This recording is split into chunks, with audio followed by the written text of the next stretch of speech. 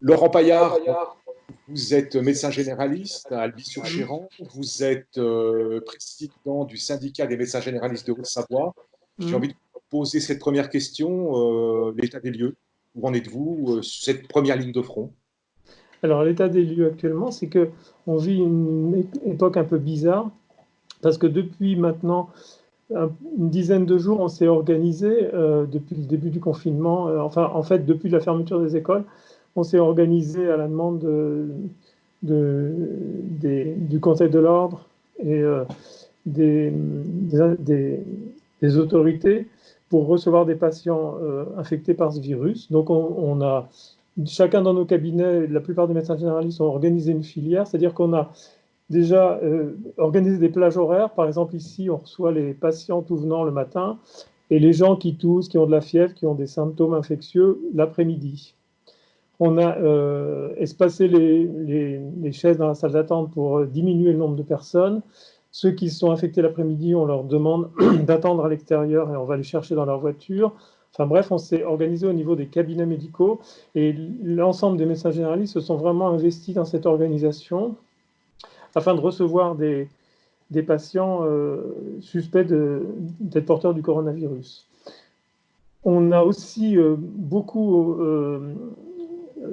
développé on s'est mis à la téléconsultation peut-être un peu plus rapidement que ce qu'on envisageait de faire. Moi, personnellement, je n'en faisais pas. Et évidemment, avec cette épidémie, on s'y est mis plus rapidement que prévu. L'intérêt, c'est de pouvoir consulter à distance et d'évaluer l'état des gens qui nous appellent pour savoir si on les maintient à domicile, sous surveillance, évidemment, on les rappelle au 7e jour, si on leur demande de venir pour un examen clinique ou éventuellement si on les hospitalise directement. Donc on fait beaucoup de l'après-midi, par exemple, c'est très calme actuellement et on fait de la téléconsultation. Donc depuis la semaine dernière, en fait, il y a beaucoup moins de rendez-vous parce que les gens qui avaient des consultations non urgentes les ont annulées ou ne viennent pas. Les pharmaciens peuvent renouveler les ordonnances quand les gens vont bien.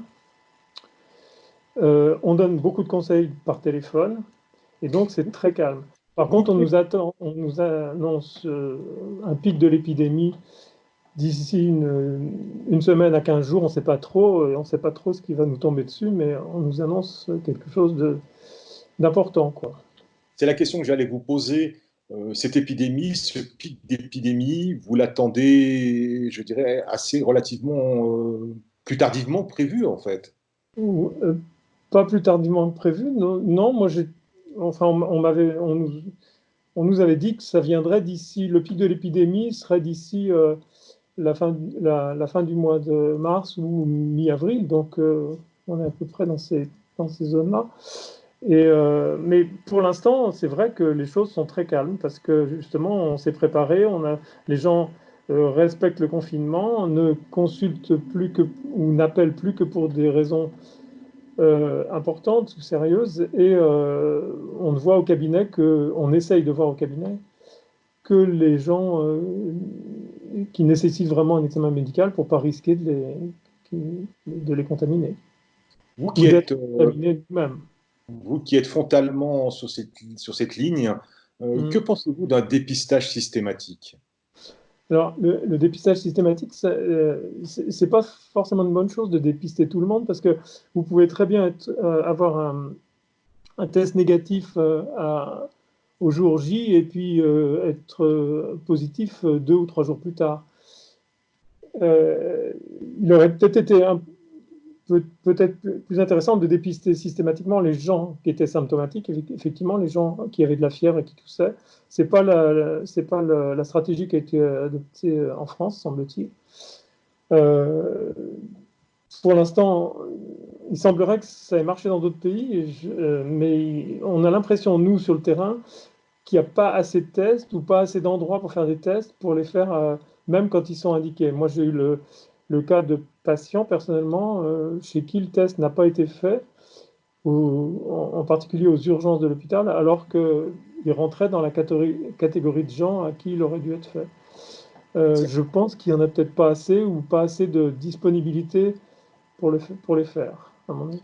Est-ce que vous, aujourd'hui, lundi, vous vous sentez bien préparé pour affronter cette vague qui doit arriver, selon vos propos, dans une dizaine de jours? Bien préparé, on espère l'être. Je peux pas vous répondre certainement à cette question. C'est assez anxiogène hein, ce qui se passe en ce moment. On nous annonce quelque chose de très très important, alors que pour l'instant c'est le calme, plutôt le calme plat. Et moi j'ai fait le tour, j'ai téléphoné dans pas mal de cabinets, je vais sur les forums professionnels. C'est à peu près partout pareil, c'est-à-dire que c'est très calme actuellement. Et on a l'impression qu'un tsunami arrive, mais pour l'instant, il n'y a rien. Donc on espère que les mesures qu'on a prises, tous les médecins ont pris ces mesures dans leur cabinet. On est, on attend de pied ferme. Maintenant, est-ce qu'on est idéalement préparé? Ça, j'espère. Aujourd'hui, cette annonce, un premier médecin généraliste est décédé à Mulhouse. Mhm. Une petite réaction, un petit sentiment. Oui, c'est très triste Un et je pense qu'il confrère. faut lui rendre hommage parce que c'est un confrère qui a attrapé cette maladie et qui est décédé dans l'exercice de ses fonctions, donc assez courageusement, je pense. Et il faut lui rendre hommage, oui. C'est triste. Et ça démontre quand même que les médecins généralistes sont des gens qui sont au contact de leurs patients, qui ne les laissent pas tomber dans les périodes difficiles comme cette épidémie, et même au risque de leur vie. C'est important de le dire, je pense.